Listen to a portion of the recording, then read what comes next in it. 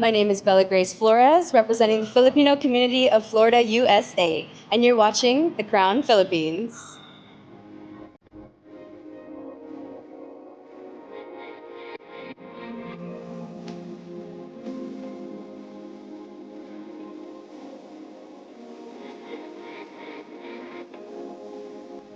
So this is your first time in the Philippines, or you've been Yes. going back and forth? No, this is my first time in the Philippines, and it's very expensive to get here for one thing. And I'm also my father's only daughter, so he definitely wanted to kind of protect me, shelter me a little bit. But it was about time that I was able to see the other side of the world. And growing up in the States, we become so unaware of how other people live, and I'm really glad, and that's part of why I kind of fought in the pageant before this to be able to come here, because I needed a ticket. I needed to get here and see my family and see all of the people that people in America don't understand how little some have. And especially being able to be a delegate, like we get to go to orphanages and different more charitable organizations and give. So it's been really fulfilling to be able to come for the first time and have this be my experience. It's very unique. But you do have exposure to Filipino culture. Absolutely. Okay, so the Yes. fans would like to know how much do you know about your Filipino heritage? So, in my family history, my lolo immigrated to the United States via the U.S. Navy, but he was from Cuyapo, Nueva Ecija. Oh, okay. So that's where my family is from, but actually most live in Tarlac now. But I would say, so my great Lolo, he was actually an engineer, and he came to the States to go to engineer school. But then he came back, and there are a lot of Floreses amongst like Cuyapo.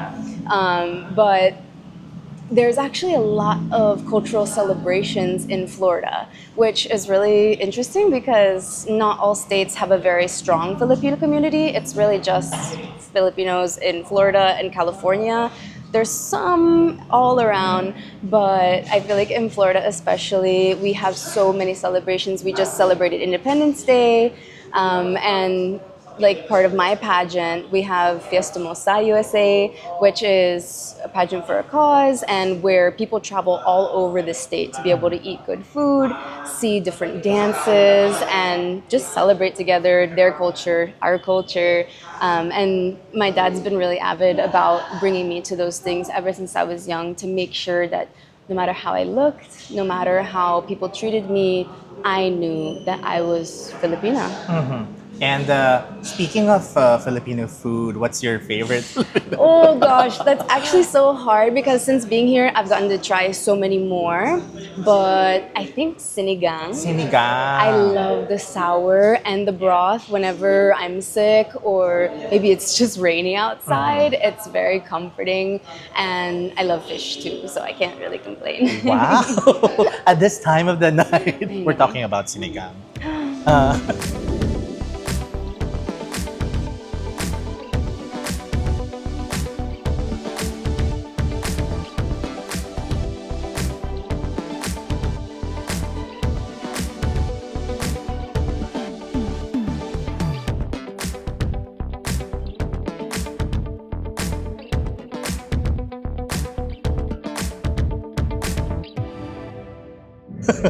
Of course, the fans would like to get to know more about you, especially those who are meeting you the first time. Yeah. So, can you tell us more about Belle Flores before Miss Philippines Earth? Yep. So, just in my character, I would say I'm a very independent, very compassionate, very family oriented, and environmentally oriented young woman. I'm very busy. I swear I have 3 or 4 full-time jobs at this point Oh. because I'm a full-time beauty advisor, I'm a full-time accounting student, I'm a personal trainer. I got a lot going on, but most importantly, when I'm not working, when I'm not studying, I'm out on the beach, usually with a bucket, maybe a grabber in the other hand, and I'm often cleaning up what tourists leave behind, and even residents in Florida, because living in the Sunshine State, there are so many people that come to enjoy the beaches, same here, and they just leave behind a mess. So I would say that without the crown, without the sash, I'm just someone that enjoys to be in the sun and in clean air, clean natural spaces. And of course, growing up in the United States, what values from your Filipino upbringing have stayed with you the most? I think the two that stick out to me are humility and generosity. Because what I know culturally about most Filipinos is that we're very humble. We try not to be boastful about many things, try to be grateful for what's given to us from God, from whatever forces you believe in. But I think that's one of the main things, remembering where you came from and what drives you, and generosity, because I think it's well known that we don't take the last piece, but we are willing to give the clothes off our back. And I think that's always been true for me. If there's someone in need, I have to help. I don't know why, but I think maybe that is the Filipino spirit in my heart. Earlier, you were mentioning about activities for the environment. Yeah. That even before you join Miss Philippines Earth, you're already involved in. Absolutely. So what led? I mean, what was the motivation for you to really join and participate in these activities? Right. So I was a very active 17-year-old. I was 17 years old when I first started competing for Miss Philippines Earth Florida. And I was already kind of joining my community in beach cleanups already. I actually attended an eco camp when I was younger. Coincidentally, it was at the college that I now attend. So I kind of grew up around nature, and I would say that as I got older and I noticed things like the trash in the beach and the air quality going down, declining, and overpopulation in general in Florida specifically, but also in the Philippines, in the major metro areas, there were so many things that I felt helpless about. And when I was introduced to Miss Philippines Earth Florida, they taught me that I could be an advocate to change those things. Yeah. So joining just gave me this huge inspiration and this huge hope that I could be a voice of change for young women, young men, to be able to take care of the environment and make it cool, make it trendy. Because there are so many things going on now in social media, especially, where we're just following. So if we could follow a good, positive message that would do some good for the environment, I would love to be the leader of that kind of, motion. Your family's reaction and how much support are they giving you in terms of your environmental work, activities, and juggling all of the things that you're doing right now?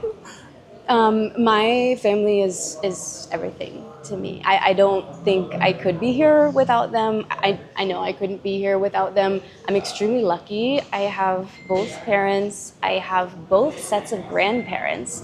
And not just literal family, but all of my family in the Florida Filipino community has my back throughout this all. And to me, they're the thing that's keeping me going, because this is very different from what I'm used to. This is very new, but every time I see a comment on Facebook or I receive a text message that says, "We're so proud of you, Ate, we're so proud of you, Belle," I feel like I can do this for them. Yeah.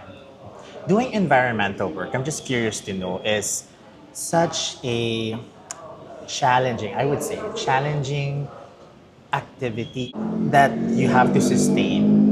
Basically, because here in the Philippines, most of the time you need the support of your local government Right. unit, non-profit organizations. Right. But how are you able to go through the challenge of sustaining the projects and Yep. these activities back in Florida? Yep, I definitely use the resources my community provides, and not just because we don't really have LGUs in Florida necessarily. We more have like informal grouping, which we have like Jack's Filipinos, which is a general community that comes together, and they've been kind enough to broadcast some of the work I've been doing to share that to the community throughout Florida, which definitely helps sustain my projects.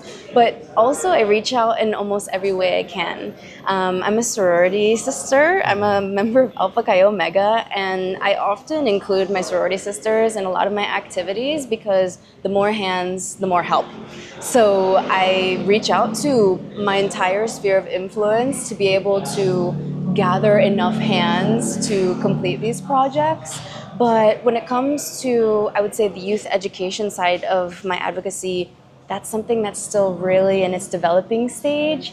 And I'm really, really hopeful that the exposure that this platform will give me will help kind of kickstart that so I could partner with my university as well, because their support, I think, would help a lot. And my university is actually built on a nature reserve. So that should do a lot of work in terms of giving the space to provide environmental education for youth in my area.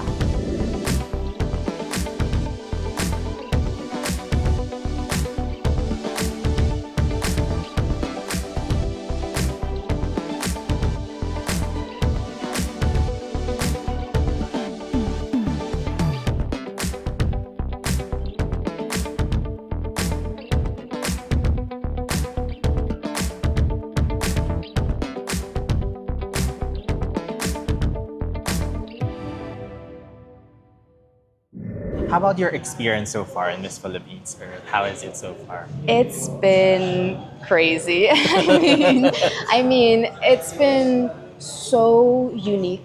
Something I could not have been prepared for, but in so many ways, it's given me so much. And I actually want to thank Carousel Productions and Miss Philippines Earth for providing such a welcoming platform for women like me to be able to share their environmental advocacies, because every day I get to wake up with my roommate and she's there to support me.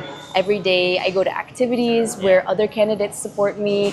I've made such incredible friendships being here, and I don't know if I would have anticipated that going in, because you hear so many different things from different people, but I don't know what the other pageants are like. But Miss Philippines Earth is just a bunch of really sweet girls who want to do good. So it's been amazing being able to meet them all and hear their life stories and share mine as well.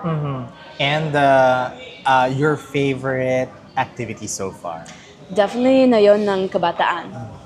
Visiting them in Mandaluyong, getting to eat with them, getting to play games with them was so far the highlight of my experience. The glitz and the glamour of pageantry with the dresses and the makeup is nice, but going and playing, and they were teaching me Tagalog, I was teaching them English a little bit, although they're pretty good at English, so I don't know how much there is for me to teach them. But that just, it made it all the small details that add pressure or make this feel a little bit less enjoyable than it should be just goes out the window. Because when you see kids that are happy to spend time with you and you see that they are inspired by you, it's just this light that will continue to shine, you know? And of course, definitely would like to give a big shout out to your team who's been helping you throughout the competition. So the fans are curious to know, of course, if you're coming from the Filipino community abroad, have you tapped into Filipino designers or Filipino teams from here? You said your family's from Nueva Ecija, Yes. So actually, that's a very interesting question to kind of navigate, just because I do have a coach, Angelo Laite, and he's amazing. And he's been my rock through a lot of this, just even though he's still in America, just messaging back and forth, no matter the time at night that it is for him. He's been able to guide me through this process emotionally and, you know, physically a little bit, because obviously he's my pasarela coach, he's my Q&A coach. But I would say I'm one of the only candidates here that doesn't necessarily have handlers. I don't have a makeup artist. I don't have a hair artist. I've really been flying solo through a lot of this. Wow, you're doing everything by yourself? It's been a lot of early mornings and a lot of late nights, because And working in beauty has given me a huge advantage in that because I am comfortable with being able to do my own makeup at any time, at any level, for any activity. My hair I struggle with because I got a lot of it, but I'm a bit of a control freak, so it's kind of nice to have full control over the way I look and the way I'm able to present myself. But my designer, Paolo Baltazar, is the mastermind behind my coronation gowns. And I am so excited to unveil his creations to the world because he has put so much of himself into these gowns, and they turned out just not only beautiful, but a true representation of myself and of love in action. It's just a perfect, like, amalgamation of the theme and of my desires in a gown. So he's the only designer that I've really been working with since being here. And the rest of the things that I've had, as I mentioned to you before, have been provided by my place of employment back in the United States. So the rest of my wardrobe was kindly given to me from Dillard's. And it's a different kind of motivation, especially knowing that you have a lot of people supporting you, rallying behind you. Yep. It gives the fire to Yes, absolutely. continue on. Absolutely. So, as someone representing the Filipino community in Florida, what message do you hope to send to young Filipinos also who are living abroad? I have two things. Never let anything limit you, or never let anyone tell you who you are. Because your family, your mother, father, grandfather, whoever in your life, told you where you came from. And no one else from the outside can tell you any differently. Because growing up mestiza, I had a lot of people question, especially now actually in the political climate, in pageantry specifically, I've had a lot of people question my heritage, and there is no need to question anything. I know who I am, and I think if young Filipino men and women were able to feel strongly about who they are, I think they'd be able to accomplish anything they set their mind to. Just a follow-up question on that. Do you find it advantageous, like for you to be exposed to activities abroad and then finally trying to adapt those activities, environmental works here in the Philippines? Do you think that's beneficial or it's an advantage for you? Because you're exposed to a lot of projects abroad. A lot, a lot. I actually think it's a huge advantage because we have so much to learn from each other. Being both American and Filipino, I think we have issues in America that could only be solved by some of the solutions that we use here in the Philippines. So I think we have a lot of communication to do amongst ourselves, and I think we could learn a lot from maybe our habits in consumerism, maybe our habits in depopulation, because I know that overpopulation is a problem that we both face. So I think that being exposed to so many projects here gives me all the information that I need to be able to continue my efforts back in the United States and hopefully create something, either a program or maybe an organization that would be transferable here and all over the globe. Because at the end of the day, I am a delegate for Miss Philippines Earth, but if I were to win, I would represent the Philippines on an international stage. So I think everything I do is about promoting not only the Filipino way of sustainability, but the global way of sustainability.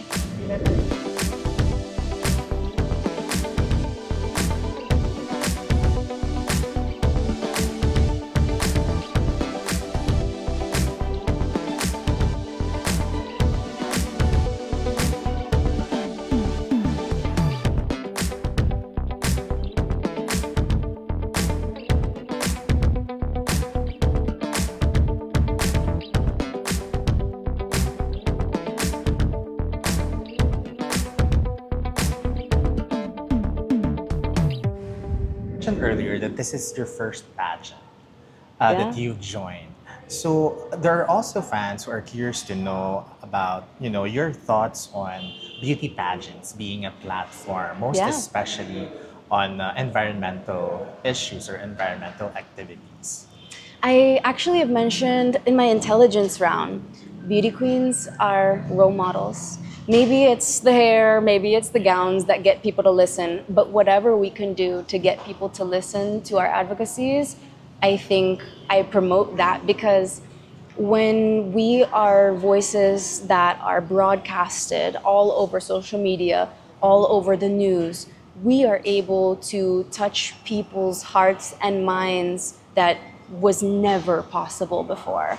So even though there are a lot of nuances to pageantry that, especially as a first timer, are very intimidating, I think that if we push past all of that and absolutely use the platform to make the most of our voices and what we believe in, I think that it's a great opportunity to be able to, especially, save the earth. Yeah, it's a very, very good platform Yes. for you to leverage on. Yes. So, environmental advocacy is at the heart of Miss Earth, obviously. What environmental issue are you most passionate about and why? I think currently, amidst the energy crisis, I'm really interested in energy efficiency and more renewable energy options. And being an accounting student, I think I'm very interested in kind of getting into the finance world and seeing ways that we can make business sustainable. Because so many times I think we see people choose an option that's cheaper or that's more convenient or makes the company more money. But in all reality, if we invest in long-term sustainability options, I think it would save on long-term costs and it would also save the environment. Any project do you think you can work both here and in Florida? Absolutely. So part of my advocacy focuses on youth environmental education. So I think one of my goals going back to the States is going to be establishing some kind of after-school program with my university where we could host local students, and not only would we be able to help them with their homework while their parents are still working, provide childcare, but we could also use the environment of the campus to be able to teach them about how to care for the earth and how, or not just how to care, but why it's important to care. And partnering with my university hopefully would give me the leverage that I need to replicate that at universities here, maybe at different natural spaces here. Either way, I think a program that hosts children and gives them an opportunity to learn about the environment and why it's important to care, I think I could put that in every spot on the map. I can see the fire in your eyes and I can feel the passion. 5 years from now, how do you hope people will describe your impact, not just as a beauty queen, but as a woman of the earth and a leader? I think the best word would be global. I mean, maybe it's a little ambitious, but with social media nowadays, we have the ability, like I said, to broadcast our beliefs everywhere, to everyone. So if I could make a change that impacts my home state, my home country, the Philippines, where my family is, and all the other countries, I think that my voice could be used for something bigger than myself, bigger than my community, bigger than any of this. And yeah, it might be a little ambitious, but 5 years is a lot of time. So we'll see what we can do with it. Stepping back a little bit, like 5 years ago, did you see yourself joining Miss Philippines Earth and coming over here in the Philippines for a pageant for the environment? I don't think so. I'm trying to think of how old I was 5 years ago.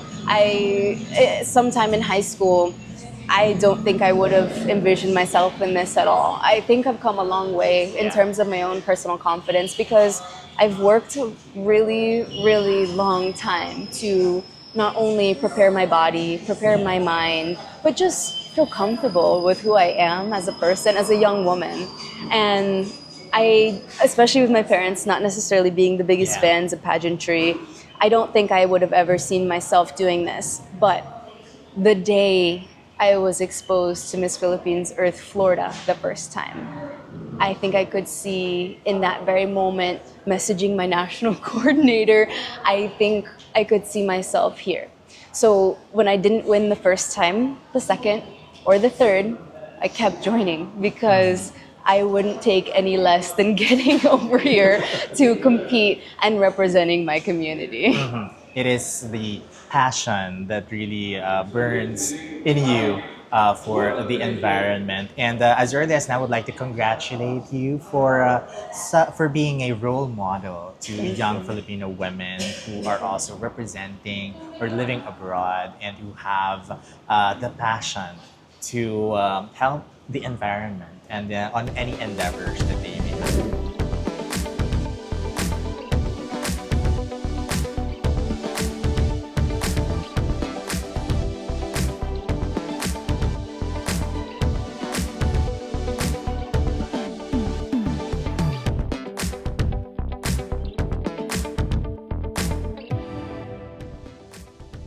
So my personal Instagram account is BellaFlowers6739, and on there I like to post my advocacy, I like to post my adventures with Miss Philippines Earth. But if you want to stay tuned to all the different events going on until the coronation, you can absolutely follow the Miss Philippines Earth Facebook and Instagram page, because we'll be live streaming events, we'll be posting recordings of events. We want to make sure that everyone gets a chance to take part in our love for the environment.